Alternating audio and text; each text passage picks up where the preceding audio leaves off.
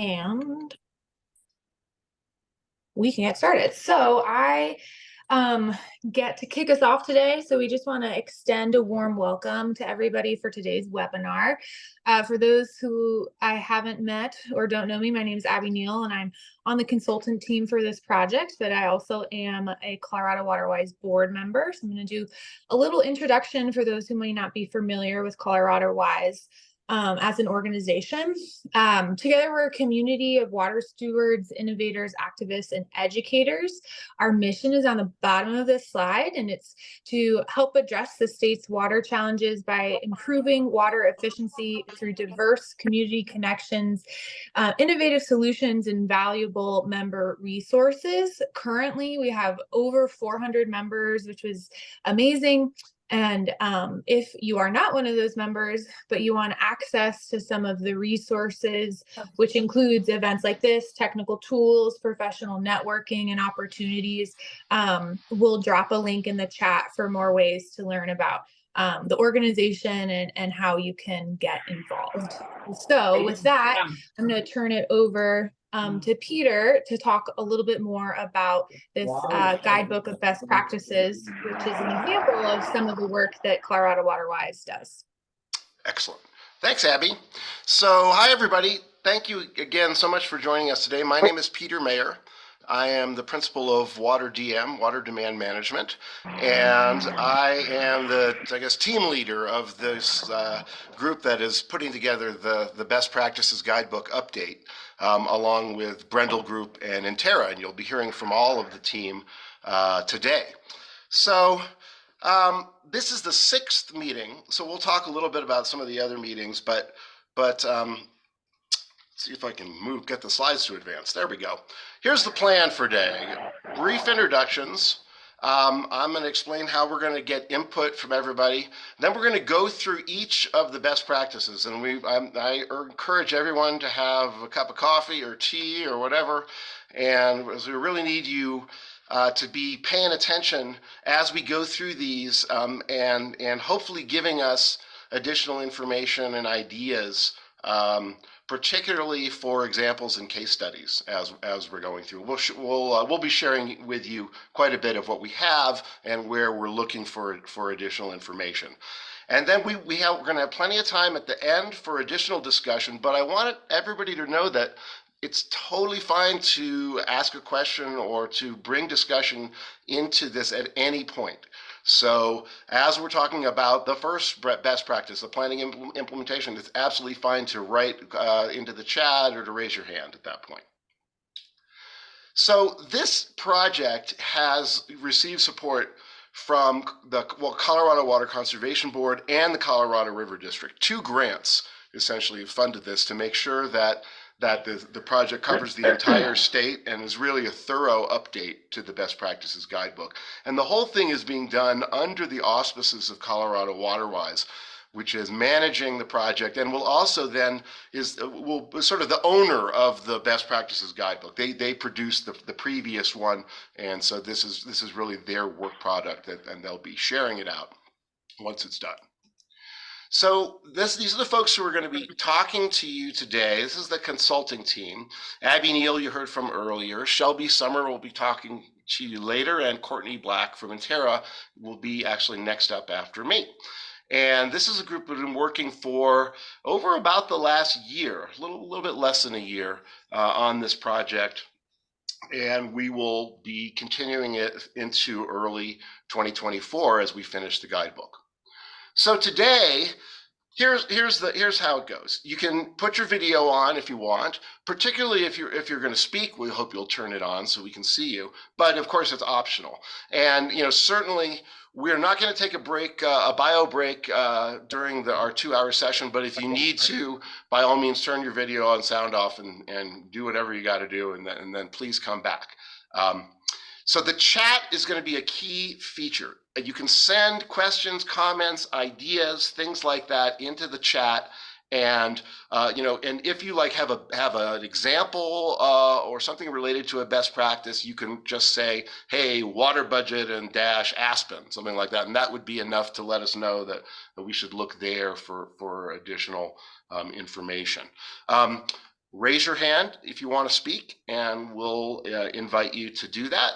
And you could also send us an email if there's something more that you want to send real time during the meeting. We'll be checking this email, associate@coloradowaterwise.org. So if it's too long for the chat, or if you want to send us something, link or a PDF or something like that, you can do it that way. And again, we're real keen on additional examples and case studies.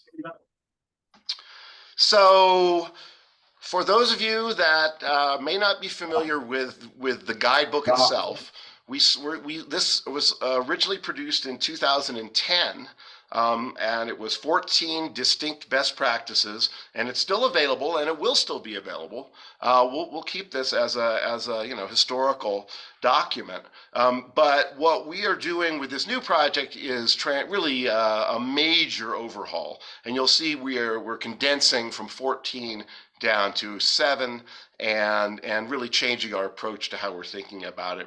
So it's not about really the numbers as much as the topic areas now.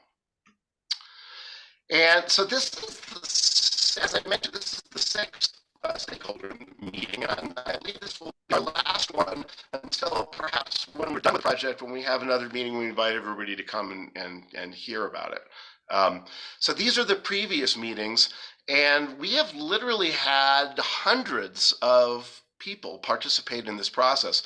We haven't added it up, but when we started to do the math, even from including today, we are approaching probably 500 people who have participated in all of the different stakeholder meetings. So we really appreciate the interest and all of the great information that people have shared so far. And with that, I'm going to turn it over to Courtney Black, and she's going to get you really into the meat of the webinar today. And we look forward to hearing from you in the chat and in the discussion. Thanks. Thank you, Peter. So let's just, in terms of getting into the meat of the discussion, let's just revisit what we mean by best practice. Essentially, it's written here, but it really consists of a variety of things. So we have water planning, management, and efficiency measures and policies that are designed to deliver proven water savings and improved water management. Peter, move on. Thank you. So another review, we have basically developed 7 categories of BPs here that are listed. So they expand everything from planning implementation to indoor water use and outdoor water use. And we're going to be walking through these in a lot of depth today. So stay tuned. Here we go. All right, Peter. Okay, so within each of these categories, what you're going to ultimately find in the best practices document once we send this out for review is a summary of the major benefits associated with each of these 7 categories. Oh, can you go back? Sorry. Yeah. The regulatory requirements, key concepts and other subcategories that are within each of these best practices, information on the costs and the benefits, examples and case studies, and last but not least, the resources. And I think it's important to point out that there's a lot of information out there in all of these categories. And so while this is a good go-to document, particularly initially, we're not going to cover everything. And so the resources section will be really valuable in being able to get an idea of what other resources are out there that will be helpful with whatever purpose you're using the document for. All right, Peter. Okay, so our first best practice, it's the planning and implementation. And so I have this slide here kind of defining what that is really all about. And essentially there's 3 subcategories within the planning and implementation category. We have water efficiency plans. And so this basically covers the standard water efficiency plan that entities over 2,000 acre feet need to develop, entities that are selling more than 2,000 acre feet need to develop to receive state monies. It is not going to be a technical guidance document. There's already 2 technical guidance documents about water efficiency plans, but it'll provide some of the basics and also point you to those documents, as well as provide just some general pointers on water efficiency plans. And the second category here is integration with relevant community plans and services. This is really where we're starting to think about this a little more on a holistic / kind of one water perspective, where we start seeing, many of you that are coordinating water conservation programs know this very well, that conservation spans a lot of different departments as well as a lot of different community governmental services. And that goes from everything from water supply planning, capital investment and project planning, land use planning, the water energy nexus and climate change and sustainability, to drought, and to just the state and regional planning itself. And so there will be pointers here and just discussion of how to wrap all of this in, keeping in mind that we are still dealing with water efficiency here, but there's a lot of areas of intersection. And then last but not least is having a dedicated coordination of a water conservation program. This is a little bit of an artifact of the previous document that Peter talked about, in which there was a water coordinator as a BP. We have that, but we've also expanded this to really talk about just centralized coordination in general, and about the need for stronger leadership, having an implementation plan, really knowing your customer base, and so forth. So I'll get into more some of these bullets and what they mean in the next few slides. Peter?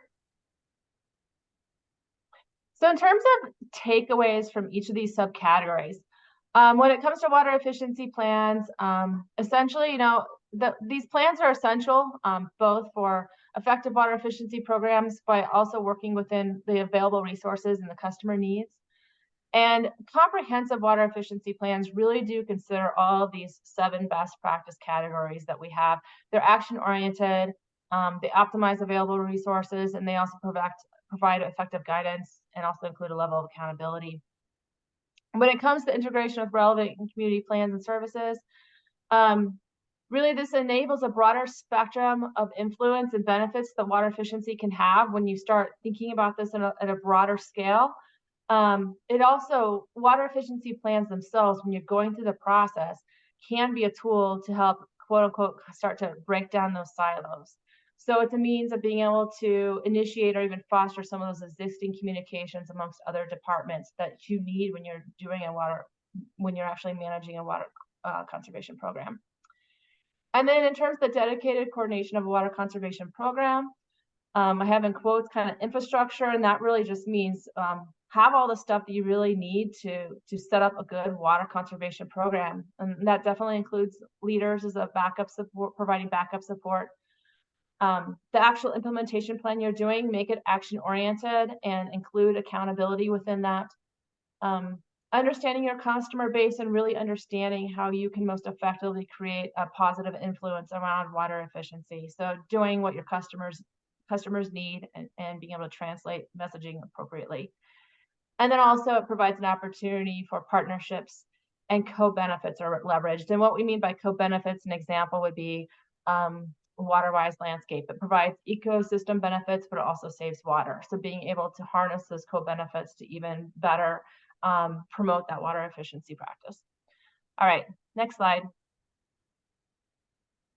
And so examples, and this is really where we're looking, as Peter had mentioned, looking for a lot of your feedback. So if you, as we go through these examples and all of these BPs, if you can think of something that was another good example, if you can please put that in the chat, and just as Peter had mentioned, just note the entities involved, the best practice, and just very, very concise blip of like what it's about, just to give us a general direction of where we may go to get additional information.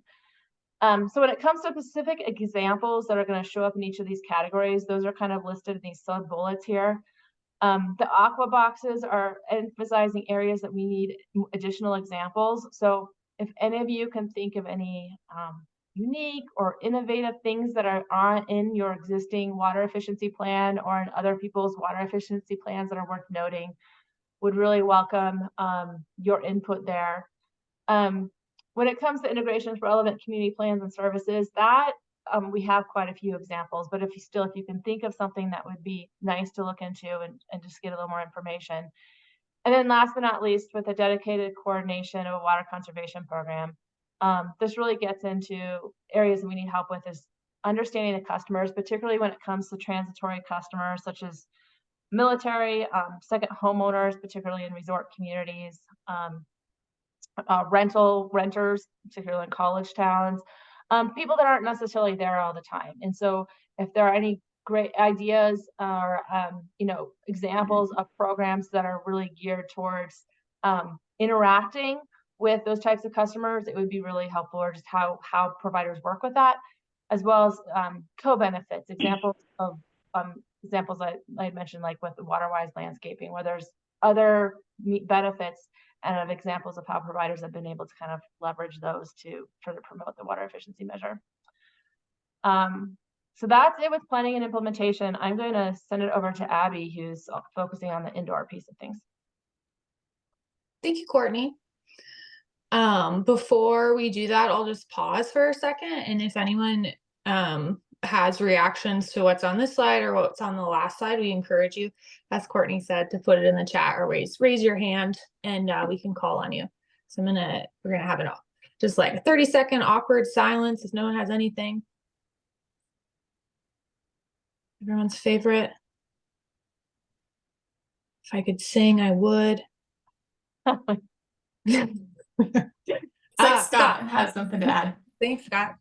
Yeah, for sure. So I just wondered, in terms of the target audience, in terms of community, of course, the water efficiency plans have, water providers of a certain size. When you're talking about the water conservation program, are you also looking for examples of like smaller, lesser resourced communities that maybe have, put priority on water conservation?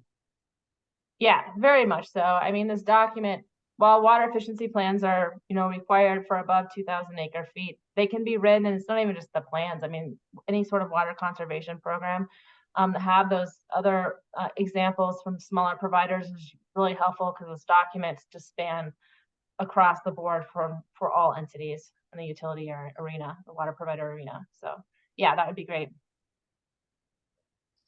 And in the previous document, there was acknowledgement that not all utilities could afford to have a dedicated water conservation coordinator, and it was important to understand ways that you could still have a program even if you didn't necessarily have a paid position.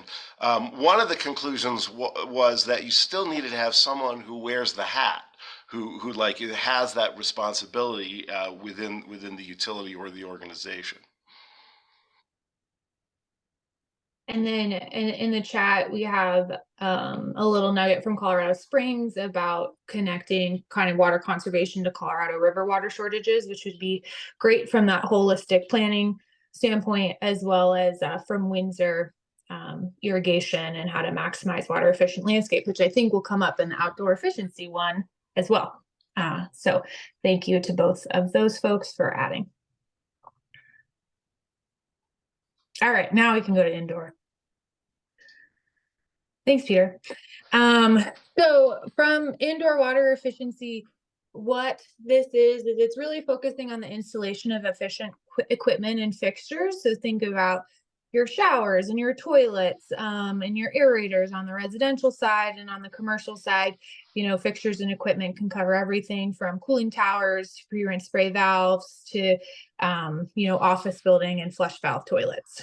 So that's the focus. It also will touch on leak detection after the meter. So these are customer side leaks. You're going to get to hear from Peter after me, but the leak component really has a very strong connection to the measurement and data section and data portals, and how we can help customers identify and resolve leaks quickly.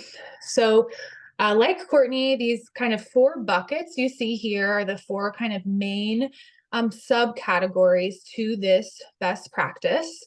And so the first is targeting, and kind of the most important component of this indoor best practice is it's really essential that water conservation professionals are up to date with the current minimum flow requirements. So Colorado is a water sense state. That means that there's already, for our tank toilets, shower heads, and aerators, regulations that are promoting very water efficient equipment. And so in designing any indoor programs, you want to be familiar with that to make sure that you're helping customers kind of go beyond what that minimum flow requirement is. For fixtures outside of kind of toilet showers and aerators. Again, it's being familiar with what's in your plumbing code, as well as any federal requirements that are applicable. And kind of accompanying that, you're going to hear about targeting kind of throughout, but it's often overlooked, but it can be really important, especially for indoor, to help tailor your programs and get maximum impact. So that targeting might be looking at homes of a certain age that might have older toilets. It might be looking at specific business types and doing a campaign. It takes time, but it can be much more effective than like a communicate to everybody approach, especially for those entities that are resource limited. And so that's in the targeting bucket, and those concepts apply and carry through to these other residential, multifamily, and non-residential programs. So if we dive into those on the residential and multifamily program side, the best practice is going to recommend a shift away from residential assessments and a shift away from maybe traditional rebate programs. We're not saying get rid of them entirely, but at least in our work, we're seeing less and less entities offering these opportunities on the indoor side. And if you have a different reaction to that, please put it in the chat. What we're seeing people shift to are direct installation programs that really focus on low income and mobile home communities. So this is kind of combining that rebate and residential ideas together and having either a college student, contractor, utility worker go in, look at a home, identify what's inefficient, and install it on the spot. This can be helpful for low-income and mobile home communities who might not have the resources to be able to participate in a rebate program or the time. And I think, again, because Colorado is a water-sensitive state, that's part of what's driving this kind of shift in the residential and multifamily program side. And interestingly, comparing that, the non-residential side continues to be an area of opportunity for a lot of communities across Colorado. There's so much more to it, right? You need to deal with everything from offices to hospitals to brewery to car washes, and it all differs.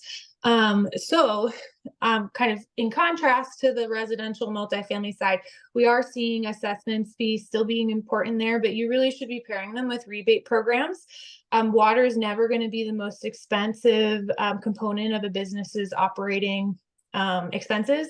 And so those rebate programs can help make that ROI, or return on investment, more realistic to actually help those customers make the changes that the assessments would recommend.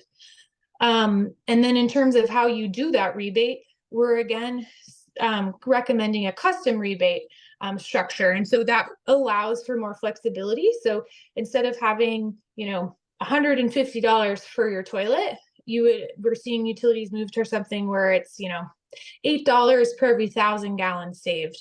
And that approach for non-residential allows non-residential programs to be more flexible and reflect the fact that, you could have everything from a cooling tower rebate to a toilet rebate to a car wash, renewable water use rebate. And it allows the utility to kind of tailor that and meet customers where they are.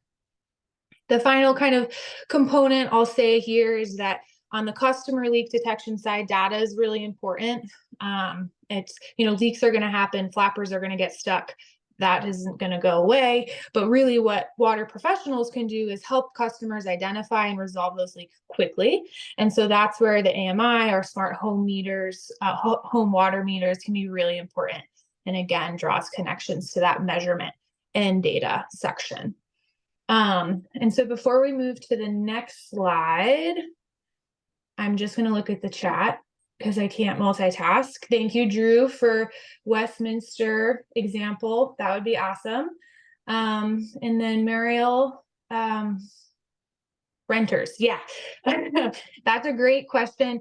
We are going to be talking about renters. I will say, I don't know if there's, it's tricky because of the, barriers with just how utilities are structured and availability to access data and getting permission to go into non-account holder homes. So I think we're going to talk about it. If anyone has a really great example of how they handle renters, I think we would be open and like to include it, because I don't know if we have like all the answers for renters right now. Next slide. Thanks, Peter. So in terms of examples that we're seeing, and kind of throughout this, you might be on this call and like be recognizing your own name on these slides. So we haven't been able to talk to everybody yet. So hopefully we're not catching anybody off guard. And if you have questions on how we're going to highlight you, again, please email us or pop a note in the chat. From the targeting side, Greeley apparently has a very cool toilet map.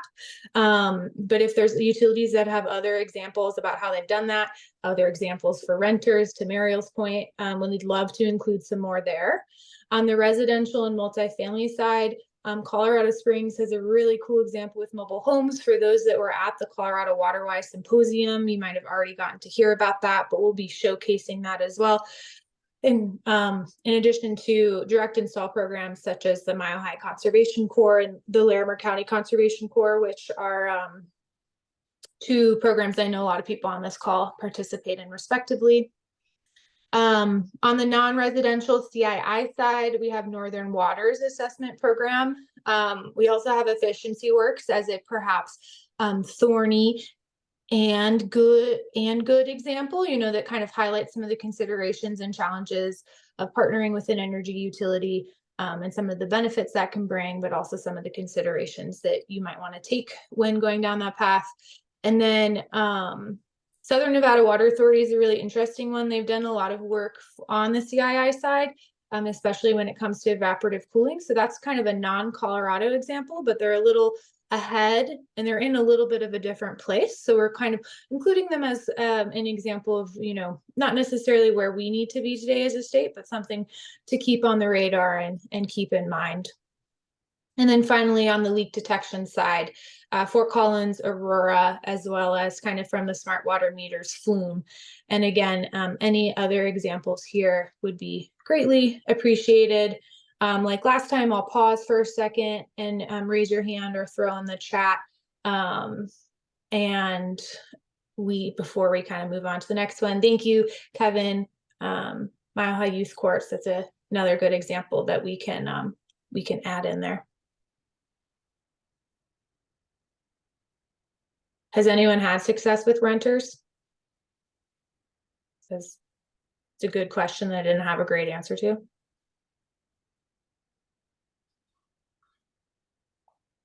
Hi, this All right. is Julia Galucci through the Colorado Energy Office. Sorry, I'm trying to turn on through the Colorado Energy Office, we're able to offer toilets in addition to what they offer to low-income renters that just get approval from the owner of the property to upgrade. So they just agree to install the toilets. We pay for the toilets, and because that program already targets them. So awesome. Thank you. Well, we'll add that to our list and we'll look into it more. And thank you for the Grand County example. And then to a toilet map, it is looking at home ages to find the age of toilet that might be a little bit older. So those, it's more sophisticated than that. I think it's actually looking at. I think it's looking at average indoor use over the wintertime. So you look at wintertime indoor use across the community and see if that gets higher in certain areas, and that's then where you might target. Sweet. Thank you, Peter. Awesome. Thanks for the renter tips. Lots happening in the chat. Keep it coming. Peter, it's over to you. Okay. Well, we're on to measurement and data. So everybody should take a big stretch. Have another sip of coffee. So this is one of the best practices where we started from this 14 and we brought many of them down and combined into this one. So this best practice is really about efficient utility operations. It's about a utility collecting, maintaining, and sharing data within the utility and also perhaps to customers with individual customers, and it's also about having customers be informed and understanding water use, and that's a big challenge, and so this is one where we're going to keep working on this. It all starts with metering, and one of the things that I want to highlight today and also in the guidebook is just places where we've made tremendous progress in Colorado, and metering is absolutely one of them. And we've gone from a situation of being unmetered essentially to being fully metered over a 50 to 60 year period. And so metering is required for all covered entities and pretty much for almost any utility now. It is, I mean, you can't manage what you don't measure. It doesn't get much more fundamental for a water utility than measuring how much the customer uses so that you can actually send them a bill. Related to billing, the best practice for billing is monthly billing. And so if you're billing your customer bi-monthly or quarterly, that's not a best practice. There are other ways of getting customers information more frequently than monthly, and we'll talk about that. But generally, they don't need to get a bill more than once a month. And then the other thing is to think about your data as a resource. It used to be, I mean, when I first started, we had to work to get utilities to save their data every year. It was, we don't have enough hard drive space, so after we just dump it all after a period of time. It's no. Anyway, so nowadays that's not a problem.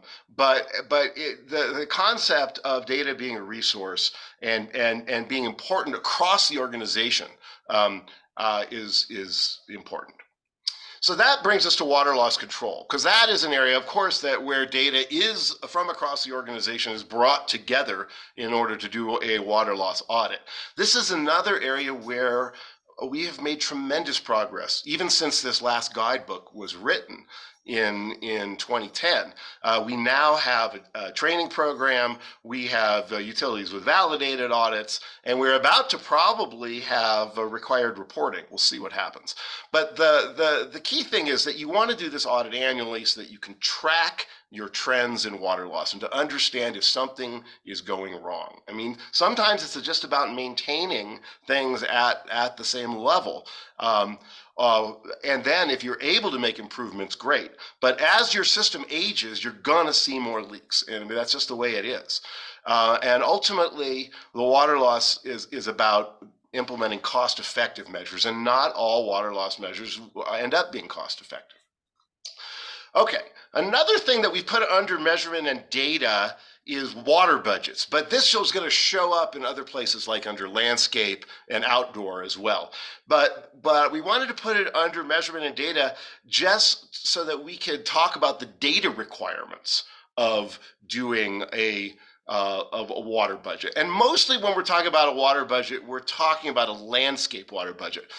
If you need to make an indoor water budget, let's say for residential, that's not particularly complicated. For commercial, it gets to be much more challenging then. We'd have to base it on the customer class or something. But mostly today what we're talking about is landscape water budgets and how valuable and important they are. So the other thing that we'll be stressing is that these are water budgets that are independent of rate structures by and large. Many utilities have a water budget that's tied to a rate structure, which is great, but it's such a valuable tool that it doesn't need to be tied to a rate structure, and many utilities are using them for outside and independent of rate structures. And I think it's more useful to think about them independently of rate structures rather than as part of the rate structure. So one of the things that we've learned is that it's very possible to start simple with your water budgets, and that even if you only have tax assessor data, it still may be possible to construct a useful water budget that would tell you if someone is grossly over irrigating on a site. And then you can add data over time to improve those things. And so that'll be part of our best practice. We'll talk about the gold standard, for doing it as well. But I think it's important for people to understand just doing it even at a basic level can be valuable. And then there's the element of data management, essentially. How to track demand, how to classify CII customers. We actually have some improvements there, thanks to mostly to some work that's done in California. But they've reduced the number of potential classifications to a much smaller number, and we're working to get utilities try to adopt a smaller number of CII classifications. I think it's 16 or 18, something like that. It's still a lot, but it's way better than the hundreds that were previously with some of the coding. The AMI and online portal is another area where we're going to see much more of this in the future. And this is also an area, when I get to the next slide, we're looking for good examples. So if you're willing to share some screenshots of your portal and why you think it's great, we'd love to know that.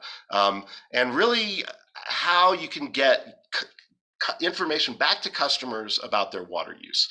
And for residential customers, we have a variety of tools. For commercial and landscape customers, we're working on other on methods for doing this, but it can be really powerful, particularly for landscape and the landscape industry, if they can get access to the water use data, understand how much water is being used at sites that they're actually managing.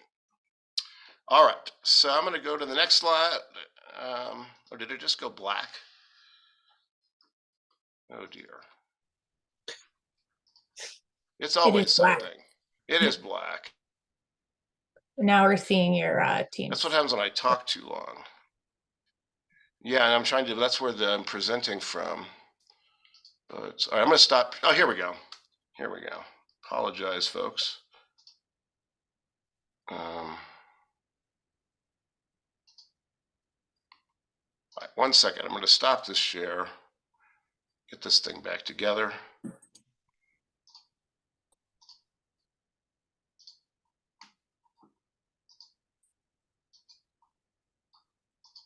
But it's still not letting me. Let me try to refresh this.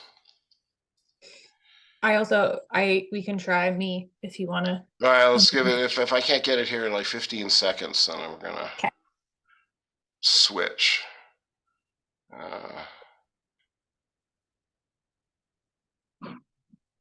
It was going so great. All right. Yes, no, yes, no, maybe. Very slow. All right, I'm going to stop, and why don't you try to share?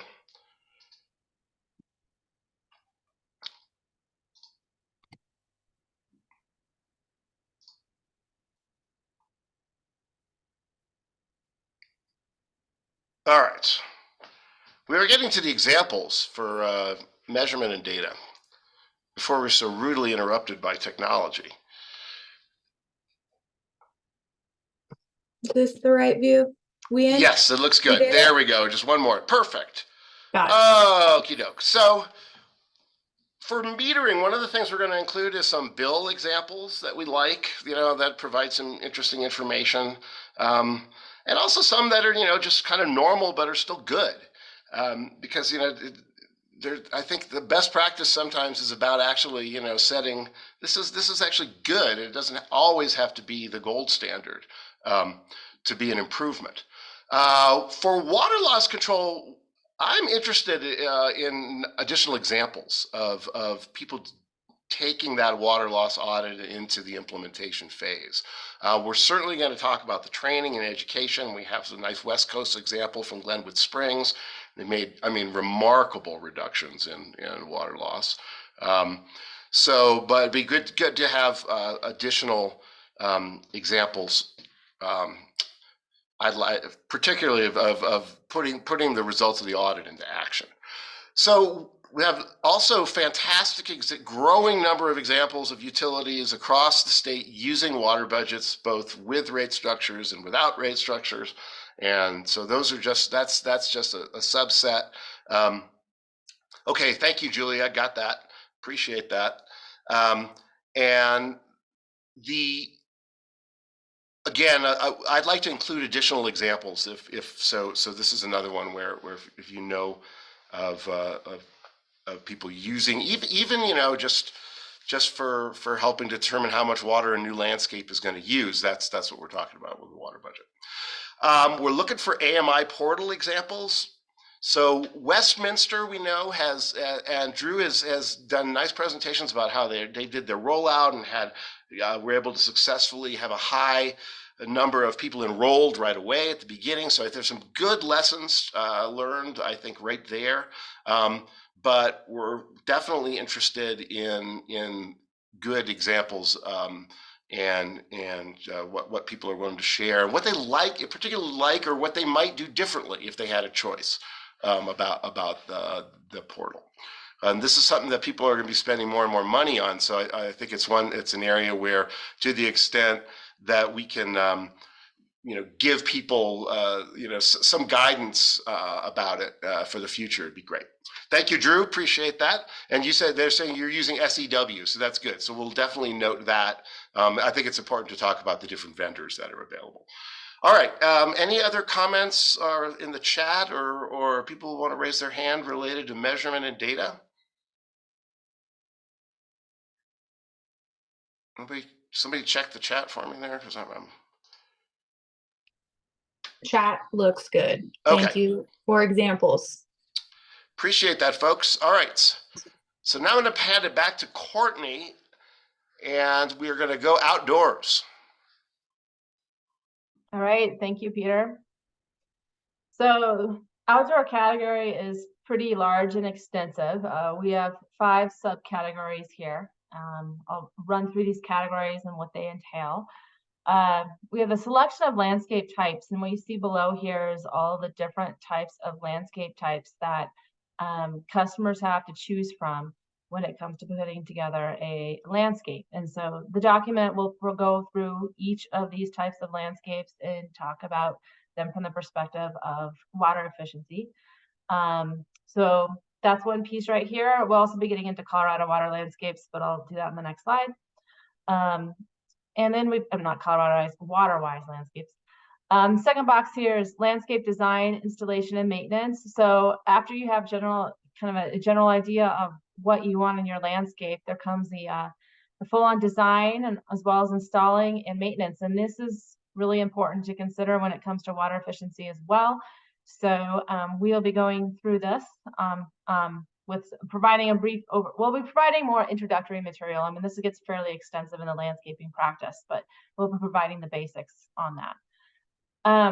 Middle box here is the irrigation efficiency, and this too is a very large subcategory. We cover everything from irrigation design and installation. So this is of the irrigation system itself, not just the landscaping. Irrigation water saving equipment and technologies. That includes, for instance, smart controllers and the whole plethora of different technologies that can be installed to save water.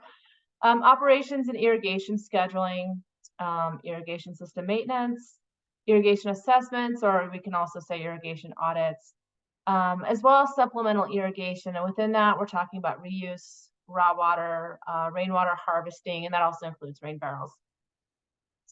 The next 2 categories, they're still in the process of being refined, but so these bullet points here may be adjusted to some degree, but generally this is what each of these boxes are going to contain. So for landscape transformation, we will be noting new development, although Shelby within the regulations, codes and regulations VP will be providing a lot more extensive information on that. We'll also be really discussing differences between large landscapes and small residential landscapes, and then just the broad picture and spectrum of where we're at with landscape transformation. And just note of clarification, that really has to do with a lot of the turf conversions that have been occurring statewide. And then our last box is elevating the landscaping practice. This covers a lot of the professional landscaper trainings that are out there and certifications, as well as supporting change in the landscape industry moving forward. Next slide.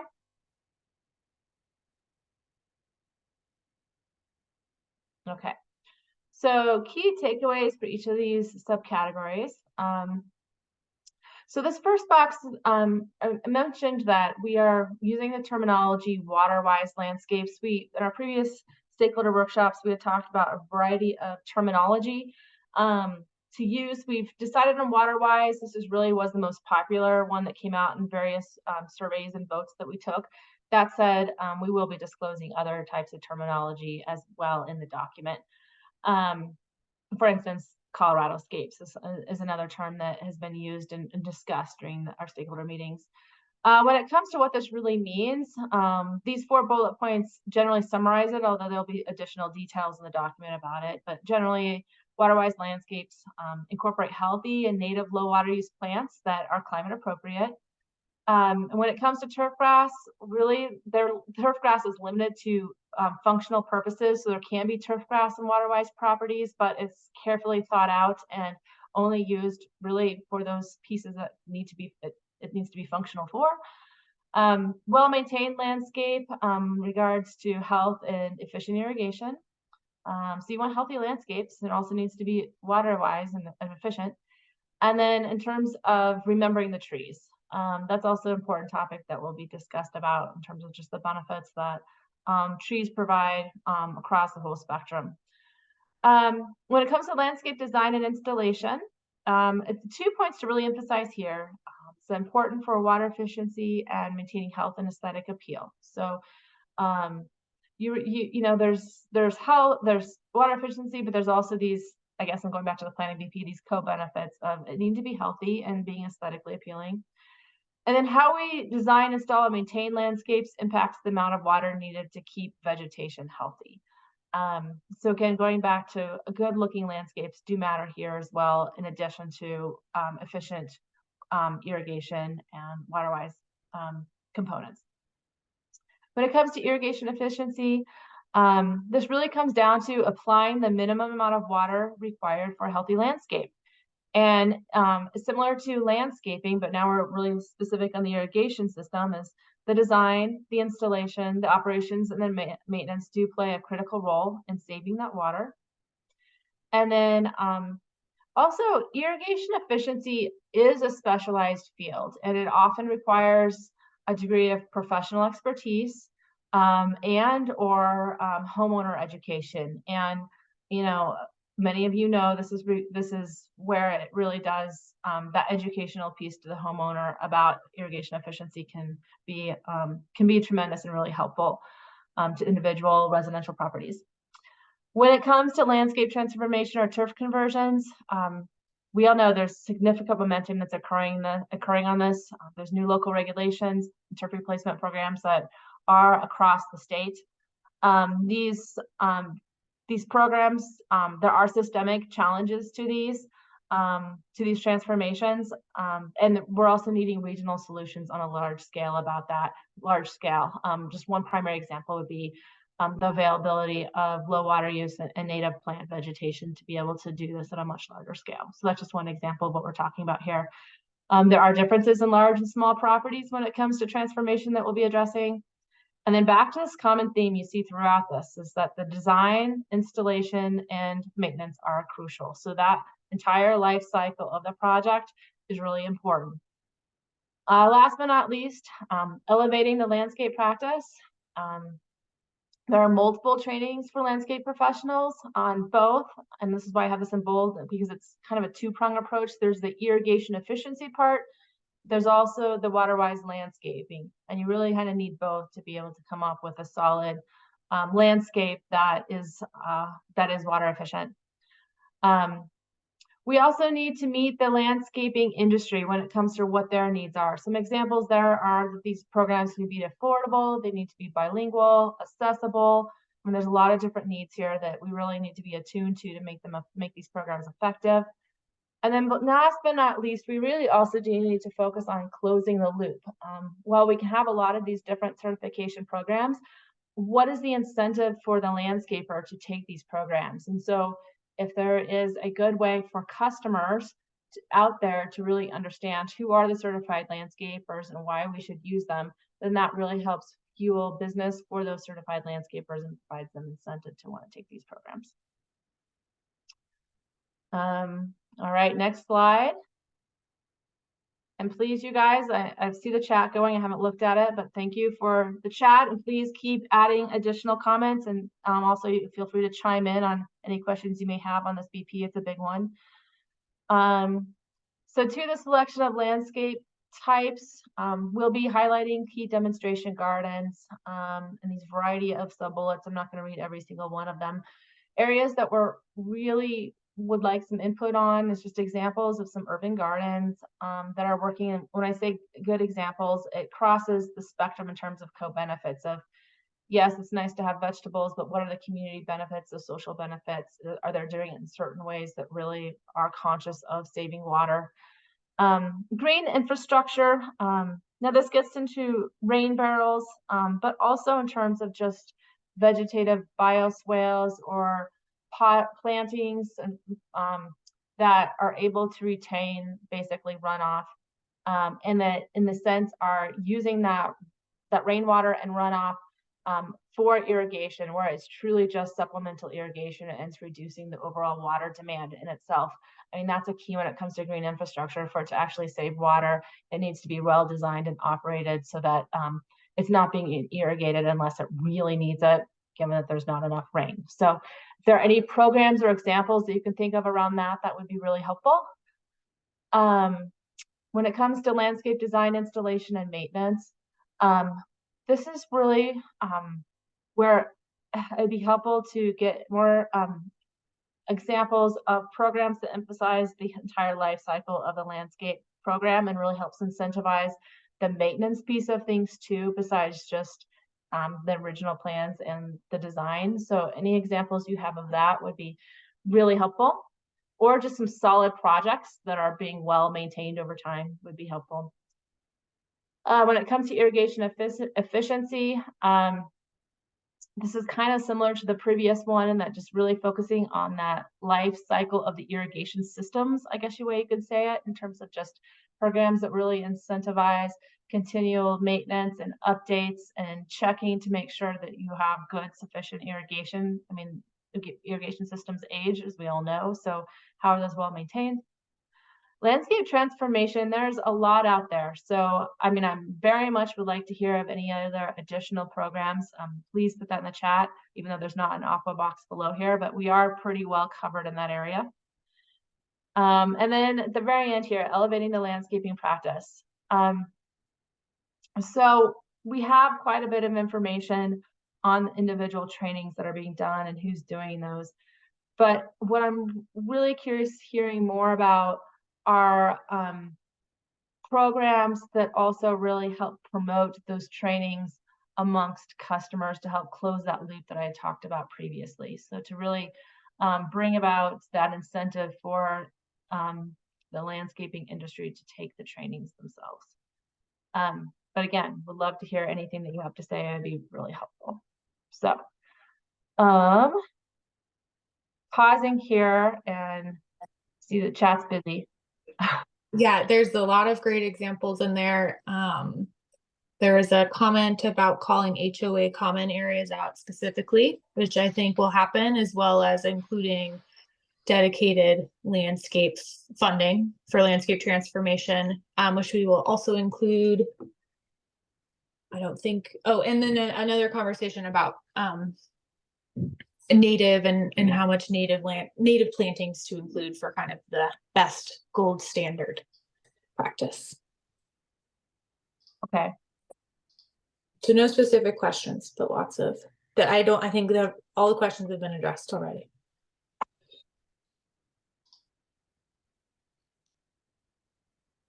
And we got some great feedback on water loss ideas and water budget ideas. And so the chat has been excellent. Thank you all. Keep it coming.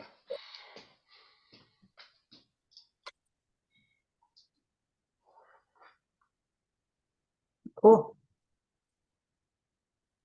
And same thing, I think if you all feel that we're missing anything in these best practices as well, or like you don't agree with something's on the slide, feel free to put that in the chat too. And I think rates and charges, Peter. All right. Let's go to rates and charges. Okay, so there's really two components to the best practices related to rates and charges. One is the tap or connection fee. So you know, when a new customer is joining the system, that's a one-time occurrence. And then there's the ongoing rates, you know, how water is billed among the customers. In the previous guidebook, there was a lot of focus on the conservation-oriented rates, but I'm here to tell you that we have only been able to identify one utility across the state of Colorado that does not have a conservation-oriented rate structure. I don't know if I should name them or not, but Englewood should be a little bit ashamed of themselves. The point in the guidebook, though, is that we'll go through all the different forms. It's even hard to say which one is better than another, because the reason that a utility develops a rate structure, conservation is often pretty low on the list of things that they're trying to accomplish with it. So anyway, the long and the short of it, I think in this version of the best practices guidebook, we're going to have a lot more focus on the tap and connection fees component. That's where we've seen a lot of more development and refinements, even, I think. And it's going to be significant as we see more growth, and particularly in housing growth in the state. So the key thing about to make your tap or connection fees sort of to have the best practices component, you want to have two parts of it. One is the water resources charge, and the other is the system development charge. And you want that water resources charge to be based on actual anticipated water use or water budget that you for the site. Then the system development charge, which is really about your infrastructure, your pipes, your treatment capacity, that should be based on the size of the water meter itself. And that could be completely independent then from the water resources charge. Separating those two things out is really the key to developing a structure that is capable of giving an incentive for reducing the water use on the site. Because that's really the idea, is that you want to be able to say, hey, if you're going to use less water, you can save money and get a reduced connection fee. And we do know that connection fees are something that are driving the cost of housing tremendously, and so there also could be in the future, I think, some pressures to even subsidize connection fees in certain cases, and it may be warranted in order to make it more affordable to build housing. So those are also elements that are going to come into this. Next slide, please.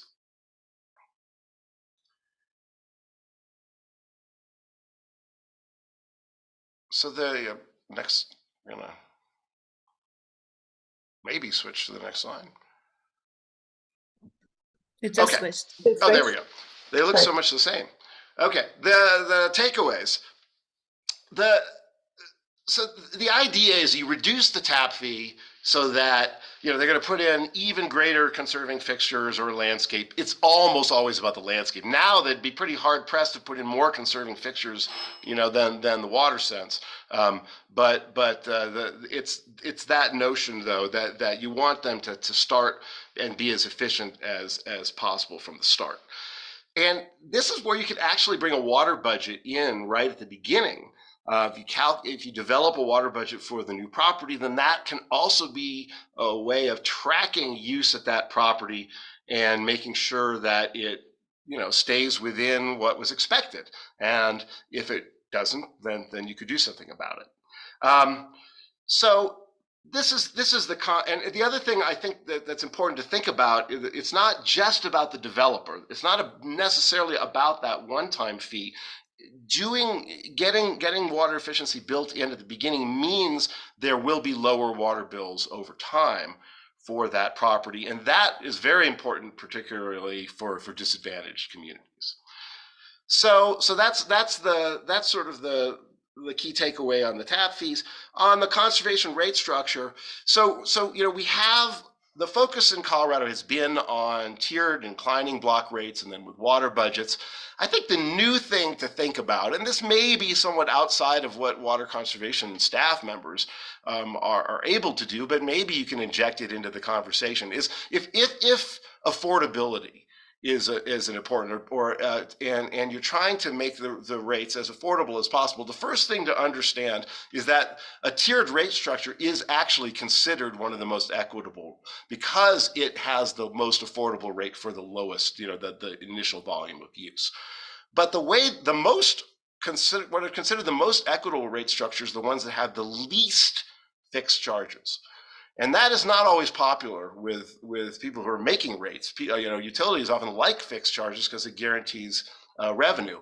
But to the extent that you can put more into the commodity, is actually that's a more equitable rate structure, because it means people who use more water are the ones that actually pay for it. So that's, I don't know that that's one we're going to make a lot of progress on, but I think it's important for people to realize that as water utilities are being challenged on the affordability and the equity issues, to at least understand this concept. So there, I think, is there another slide, or is that it on rates? There is, but there's a good question in the chat about Okay. our definition of conservation oriented, and if that is any structure that isn't flat conservation oriented, or what do we really mean when we say conservation oriented? Yeah, so the technical definition that's used in the G480 water conservation standard is non-promotional rate structure, and non-promotional means that the water doesn't go down. The price of water doesn't go down. So theoretically, even a uniform rate could be non-promotional, but for our guidebook, it has to, in order to be considered a conservation-oriented rate, the price of water has to increase as the volume of use increases. And now it could be as simple as 2 tiers. It doesn't, it could be, 7 tiers. I mean, there's all varieties of complexity. But as long as that there's essentially a higher price for higher use or excessive use or whatever you call it, that's essentially the bottom line definition. And then there's, of course, all different ways of doing that. And we'll talk about what makes a good rate structure, and why particularly the size of that first block is the most important. Okay, so we have some nice examples of tap and connection fees that are very elaborate, and also some that are more simple approaches that can be used. Greeley, I feel like, has sort of set the standard in how they're thinking about it. It may be over the top for some people in terms of the complexity, but once you understand it, I think it works from a utility perspective and the developer perspective, and certainly encourages landscape efficiency. And they're doing exactly what I talked about in the earlier slide, where the size of the tap is determined really by whatever the building is or the needs of the site. So there's really no arguing about that, the size of the meter, and you have to pay that charge regardless, And then, but what you can make some impact on or change is the landscaping, and you can reduce your tap fee that way. And then in terms of the rate structure, boy, we have a lot of nice options for different rate structures. So I think rather than getting too much in the nuts and bolts, we'll try to find a way to show nice little neat examples from all the different places, the way people are doing it. And we'll certainly point out the utilities that are doing the water budget rates, and how those are distinguished as well. So this is any other comments or elements of points in the chat here? No, not yet. We have an example from Denver Water. There's also a comment to make sure, or to the tiers, and having 2 tiers or multiple tiers for residential or commercial. And then I guess, Russ, if our explanation of conservation oriented, if there's still ambiguity there, ping us and we can elaborate offline on that. Yeah, okay. We will be very clear though about what it will take to be considered a conservation-oriented rate under the best practices guidebook. But from what I've seen, you have to pull out the really bad examples to find anything in Colorado now that's not what I would consider at least minimally conservation-oriented. So that's great. I mean, it's nice to be able to document progress through this process. Great. And hopefully I didn't cut anybody off. I can't see your screen and the hands anymore. So if I missed you, I'm sorry. I didn't see any hands raised, but all right. So now it's Shelby's turn finally.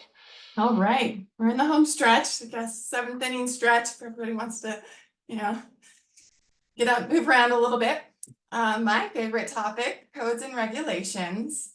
So just a reminder for folks who have been following along through this process. As we're talking about codes and regulations, we're kind of narrowing in on the topics of new development and redevelopment. We're not excluding existing development, but kind of leaning towards the new development and redevelopment. Whereas the other categories, especially outdoor efficiency, rates and charges, and indoor efficiency, get at some of the existing development topics. Similarly, we're leaning towards the role of water providers in these topics, not necessarily the role of land use authorities. So in many cases, the land use authority and water provider are the same, but in other situations, those are different entities, and there are a lot of different resources aimed at land use authorities and planners. And so we're focusing on how do water providers intersect with these different types of things. So when we talk about development regulations, this includes a whole suite of different things that can be all bundled together in what you might hear as a unified development code that can comprise various parts and pieces of a zoning code, subdivision code, development standards. We're going to hone in on landscape standards in particular. The development regulations, whether they're bundled together in a unified code or not, those essentially address the questions of like what goes where, at what intensity, and kind of like what standard at the site level. Then we move to building regulations. These are usually a different department in a municipality, or at least a different team kind of overseeing how things get built, the overall construction specifications. In that category, we include both the building code and the plumbing code. And then the last category in this section is kind of other. And so a lot of this is additional voluntary regulatory language and codes and ordinances that communities adopt that relate to water use. And so this can include things like green labels, LEED, or a green building system. It also includes water conservation ordinances that might address water waste, irrigation, and other things. If we go to the next slide, there's a lot to unpack in each one of these. So we kept it pretty high level. Some key takeaways as it relates to development regulations, just by far, it's easier to design right from the beginning. And so considering lot sizes and layout and the associated landscaping is far simpler than trying to go back and retrofit. We're seeing just an elevated level of complexity with landscape standards in particular. As Courtney talked about, all of the different components in outdoor efficiency, and then you layer in things like water budgets. We're just seeing a high level of sophistication in this kind of generation of landscape standards.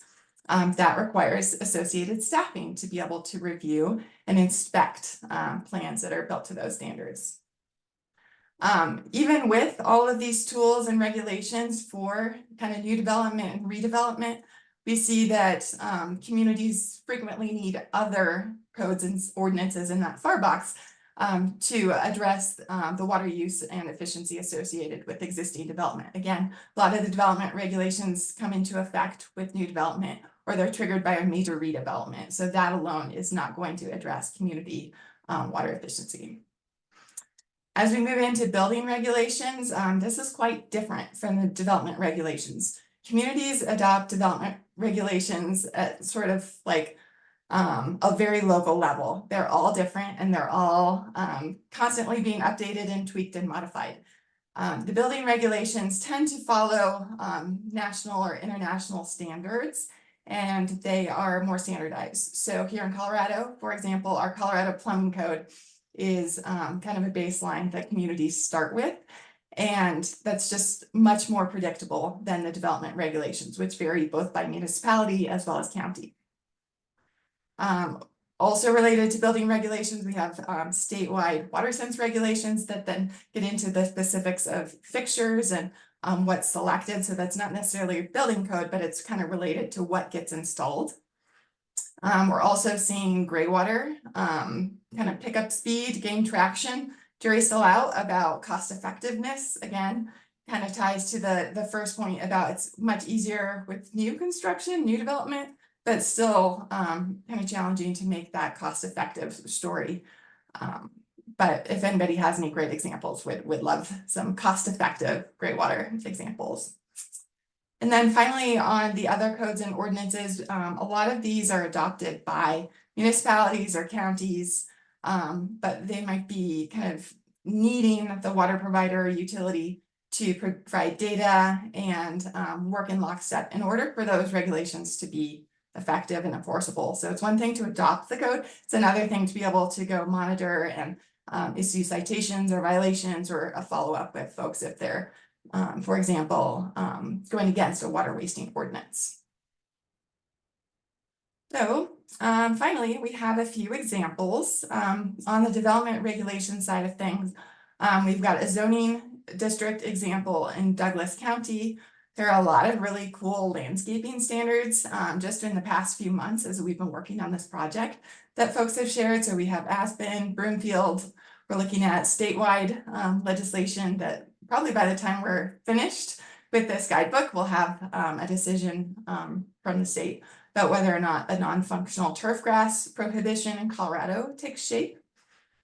One of the things that I've been looking for, and I keep hearing about it, but I cannot find a great example, is it's pretty specific, but some communities designate specific uses as conditional uses, or they'll have a special use review process where there might be additional standards and there's kind of additional level of scrutiny. And so what I'm looking for is a good example of a community that's doing that. So it might be for a use like a car wash or a brewery, something where there are specific standards and maybe an elevated process for a water intensive use. On the building regulation side of things, again, I mentioned the Colorado Plumbing Code. We've seen some cool stuff coming out of Nevada. My question for this group is really, what do you all see as the role of a water provider in building regulations? In my experiences, water providers don't really do much in this space. They just kind of work within those regulations. And I'm curious if anybody has any examples of how water providers are interacting with building regulations. In the other codes and ordinances, I would say the Northwest Colorado Council of Governments has a great model water conservation ordinance that's kind of an umbrella piece. And then we've picked up a few kind of front range examples, but are definitely open to other codes and ordinances examples. We have a few, I just didn't list all of them on the slide here. So see, we've got a few comments. Kevin, looks like you've got a question or a suggestion maybe on gray water, rainwater, non-pot, and direct reuse. We do start to have some sections kind of explaining these things in the narrative. So I think that's a great suggestion, and we'll definitely provide some education for folks on this. Anybody have any examples or additional ideas about the role of water providers, especially for building regs?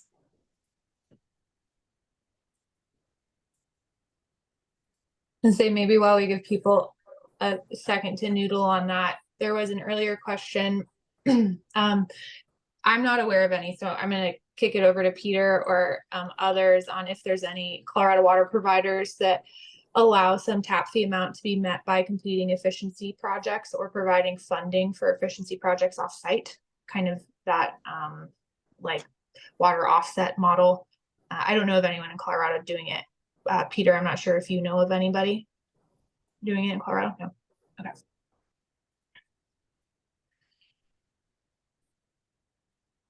And then we have a Denver Water example.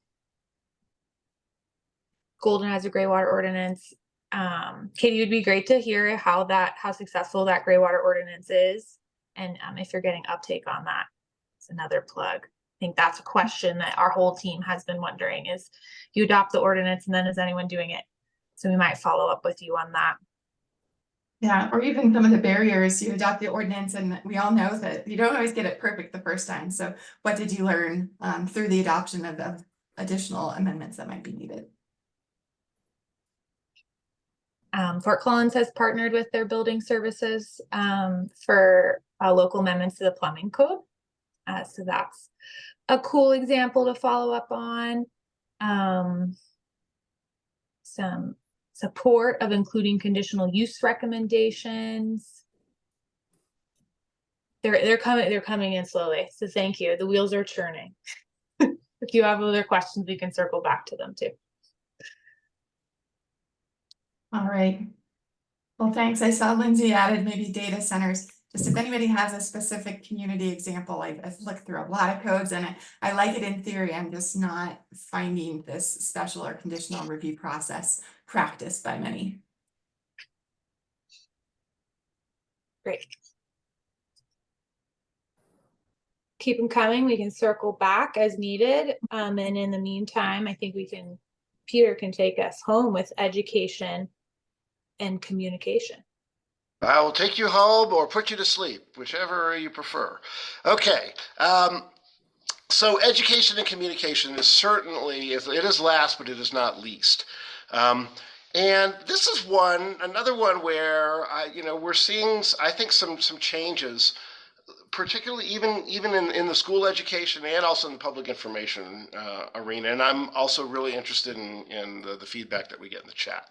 So let's start with school education. So it's been pretty typical to have some kind of water curriculum, as maybe in 5th grade, and there's a number of different things. The big maybe development that it's perhaps not so new, but what you're seeing now is many regional water festivals occurring and educational water festivals. People getting together, organizations teaming up, and really putting all the curriculum into that single event, or maybe a lot of the energy into that event itself. And so we've got examples in the West Slope and also on the East Slope of that. There's, of course, also then traditional curriculum and things like that as well.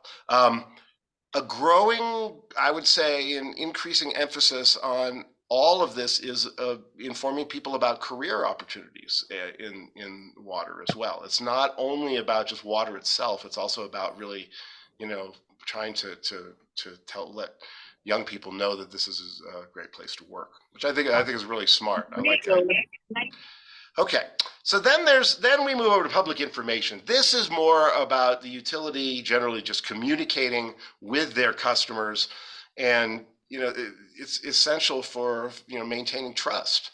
And so the utilities do this in a variety of different ways and over a lot of different topics. Water conservation is just one of them, so historically the water bill has been the most utilized and maybe for water utilities most important method of communication. But now we're in an online world, and we're also in a world of broadcast, and so we've seen many, not many, but a number of utilities, including Greeley again, use broadcast media as a way of promoting their conservation programs specifically. And so it's an interesting time when there are a variety of different things that a utility needs to contemplate, and it's quite likely that as everything moves to electronic billing, the old water bill stuffer is going to go away, and really utilities need an entirely new approach. The guidebook is going to have a brief section about communicating with decision makers, and maybe more of a sidebar. I don't know if whether it'll be an entire best practice component, but we thought it might be nice to include some of the tips that have come through regarding how to be more effective about communicating water conservation and water efficiency information with decision makers. And so obviously keeping it clear and concise, being very, very explicit about what decision actually needs to be made, because it's one of the experiences is it's very easy to get sidetracked away from the task at hand. Understanding clearly who's impacted, the associated costs and benefits, and then now increasingly people are being asked to focus on fairness and equity and to justify programs based on that. So that's also an important component to understand how to do that with water efficiency programs. And then finally, I think decision makers want to know why it matters. You know, so why are we even doing this? And so it's always important to put that context in. Our job has been made easier by the Colorado River itself, and and just the crisis that we've been facing. But it's essential to remember to remind the folks exactly why it is that we're here. And then we want to also hit on drought communications. This says drought versus drought communication. It's important to realize that drought communications are exceptional and different, and so that's kind of really what this is about, where action is required versus normal times a non-drought when action is requested. And so there will be, I think, really what we're looking for here mostly is the good examples of the drought communication, and then just to use as the best practice the understanding of when it's appropriate to bring that more emergency-oriented communication out. All right, next slide, please. So here's some of the resources and examples that we found. The Western Colorado Water Festival, there's the East Slope, we have curricula from Aurora and Denver, then there's national curricula from USGS and Project WET. I mean, there's you can buy curricula, there's some free curricula. I'm interested if there's any educational curricula that people feel are particularly worth highlighting that they felt was really good. I've not been able to distinguish if any really rises above, but I would hope that this group might be able to help with that. We have, a lot of organizations in Colorado that are focused on public, informing the broader public about water. It's not only about water efficiency anymore, but for many of these groups, water efficiency is a big part of it, and that includes Water Education Colorado. While Colorado WaterWise, of course, is about water efficiency first and foremost, and then we've just listed some others. But then there's all the educational elements. I mean, there's the Colorado Water Center, there's the One Water Center. There are a variety of outlets now that provide information about water and about Colorado water. And so it's utilities are not the only source anymore, and for where people might go to gather information about what's going on. We've also got some great programs for training leader and creating water leaders for the future. And so we'll highlight some of those. That's not exactly the same as the communicating with decision makers. Probably need to actually have a separate box, which is, sort of raising the water leaders of the future, or and then the drought communications components will have examples from in and out of state. Our most extreme drought example recently, it was 20 years ago. So we've had some restrictions since then, but nothing like we had to have in 2002. So some of the more recent examples of drought response with more modern techniques actually come from out of state. And of course, one of the big issues whenever you get into drought response is the issue of the media shed versus the utility boundaries and how to manage regionally. And that's something that we that we've done, made improvements with since 2002. With CWCB having a regular group that meets on the water shortage task force that could be activated in the event of a drought. So that's another area where I think, and it's not really since the last guidebook, that was only 2010, but where the state as a whole has really moved forward. All right, so what about the chat? What have we got here? We have a lot of examples. I don't see any questions, but Thornton, North Glen, and Westminster have a 5th grade water festival.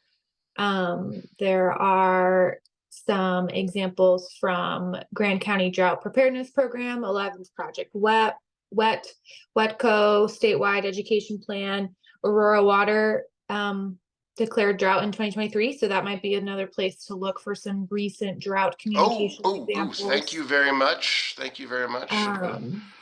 And then there is another resource to help connect water education to Colorado academic standards. So good examples. Fantastic. No, that's really excellent. I also had a side comment. This is Katie from Golden, and I'm unable to type right now. There's also the Colorado Drought Coordination Group that meets monthly, where everyone works on organizing their communications together. And then we also have a subgroup of that called the Colorado Drought Communication Support Group that we've been working on putting together a regionalized resource document for drought communications in the state. Oh, that's fantastic. And is it CWCB that's convening this or another organization? It's just various municipalities that are included in the Colorado Drought Coordination Group, but we are also going to be working and having it reviewed and endorsed by CWCB as well. Wow, I'd really like to get some information about that in the guidebook. That's exactly the type of thing that, I mean, you know, if you're willing to have people, you know, asked to join. Yeah, that would be great. Thank you. Terrific. Thank you. Great. There's a few more examples, but I think we can move on to our last section, Shelby. Yeah, so we've got about 30 minutes if we need it, otherwise folks can take off a little bit early. But we wanted to just kind of zoom out. We've covered these 7 different best practice topical areas.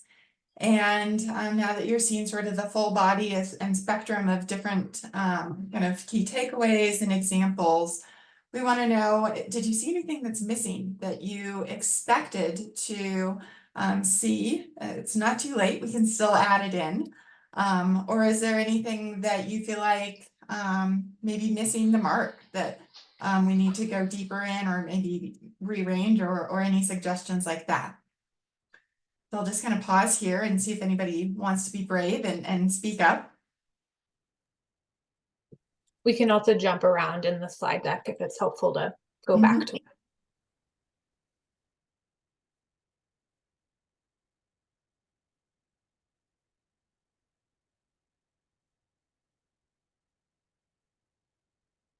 So again, I'll just ask, is there anything missing that folks expected to see that we haven't covered yet?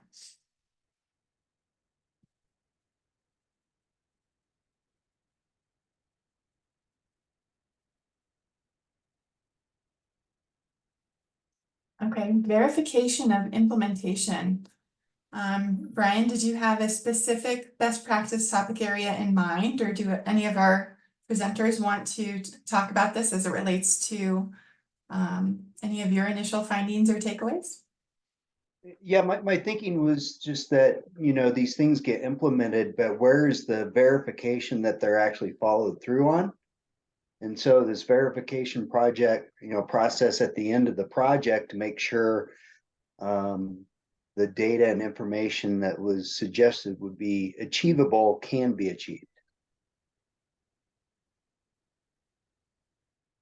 Well, I think that falls probably under measurement and data, although like for a landscape project, it might fall under outdoor use. I mean, it's often, you know, there's different elements of you know, of verification. One is like verifying, hey, the toilet got installed, or hey, this landscape actually was installed the way it was planned, or this irrigation system, you know, actually has the efficiency that you know was rated at, that sort of thing. So those kind of will probably fall within the specific best practice related to outdoor use or irrigation efficiency. But tracking water demand is something that would be under measurement and data. And that's also really important. I mean, ultimately, that's the success of our programs is going to be measured through either, increased efficiency, reduced gallons per capita per day use over time, or even reduced overall withdrawals. We've seen that nationally. It's more than just efficient per capita use. We've actually reduced overall withdrawals. So that to me that's ultimately how we'll measure the real success of our programs. But there's two elements. One is like did the program actually itself get implemented the way it was supposed to do, and then did it achieve what we hoped it did. And just to add to that, Peter, in terms of those entities that do have a water efficiency plan, those water efficiency plans need to be updated every 7 years. And within those plans, you can state what your targeted savings are. So at a more of a gross level, there's opportunity to assess that and comment on that in your water efficiency planning efforts you're doing, as well as including some sort of annual monitoring plan where you're assessing more of those gross savings over time too. That can be required in your water efficiency plan on an annual basis or at a time length that is appropriate for the entity doing the plan.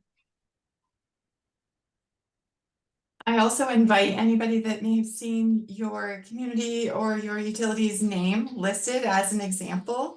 If you have any specific suggestions around this topic of how you verified or any challenges or ahas that you've had during implementation of the various practices, please reach out and share your experiences. We want to highlight the good and the bad, and share what others have learned. So. Looks like a few additions on education topic. We can also just go through really quickly. Is there anything else related to planning and implementation that anybody wanted to elevate or talk through?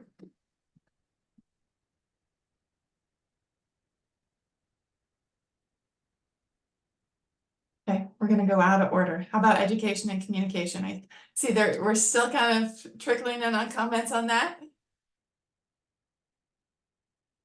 Yeah, there have been some very good suggestions actually in the chat. Scott Williamson gave me some very good suggestions. I really appreciate all this. We will add suggestions from Grand Junction. It's exactly what we're looking for. Really great. Okay. In my mind, rates and charges and measurement and data all kind of they sort of go together in some ways. Any feedback or missing elements on those pieces?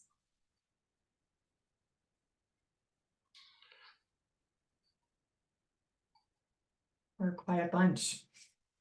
Well, I got actually a comment related to the rate structure. That was a private comment on wondering whether we could push more, actually. I think it was a fair question. Could we require more of our conservation-oriented rates than just saying, hey, everybody's got a conservation-oriented rate? And I think that's a fair question, but it gets pretty complicated, and also because of my feeling is because of the multiple objective nature of the rate setting process, where conservation is only one element of those objectives, and often way down the list, with stable revenue being probably the number one objective. It becomes difficult to say, you have to have, at least X difference between tier 1 and tier 2, and X difference between tier 2 and tier 3, or you need at least 3 tiers, or things like that to be a best practice.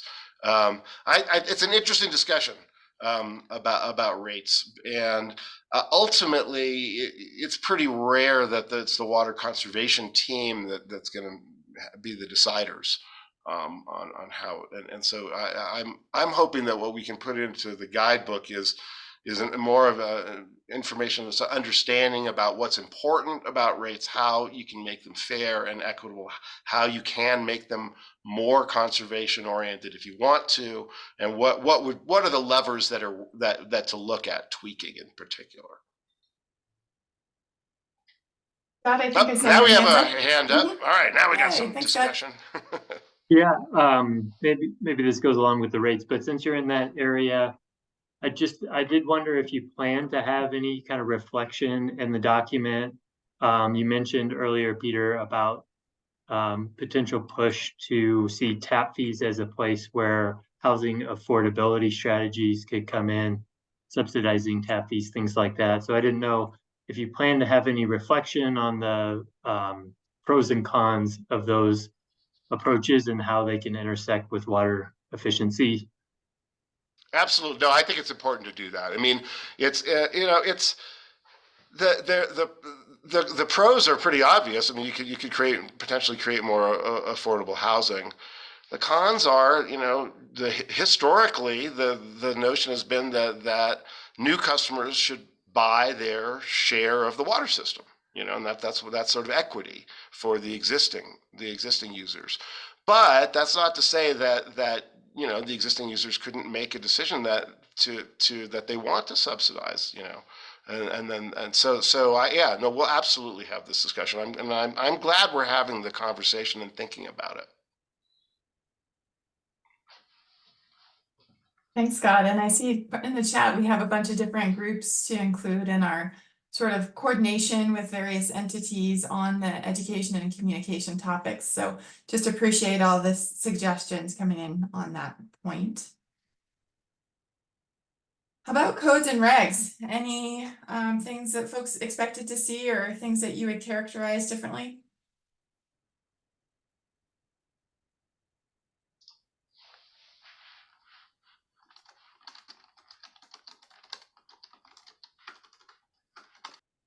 And then last but not least, our friends, indoor and outdoor water use.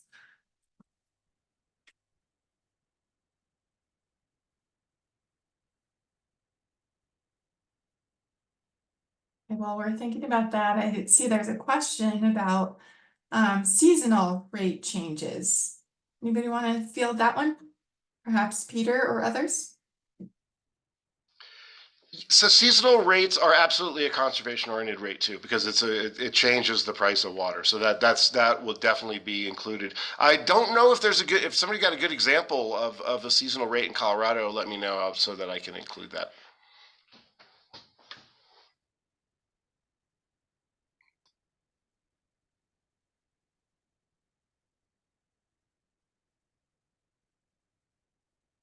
Okay, well, we'll do a last call for any additional suggestions, questions, or comments. As we're doing that, we want to go to the next slide here. Oh, this is important. Let's pause and talk about One Water for a moment. So, Peter, it looks like you had something to say. One Water is a concept that's bigger than just water efficiency. I mean, water efficiency is part of One Water. So I wouldn't say it's going to be a major focus of this guidebook. I think we should certainly acknowledge, the role of water efficiency in that One Water. We're certainly part of that rubric.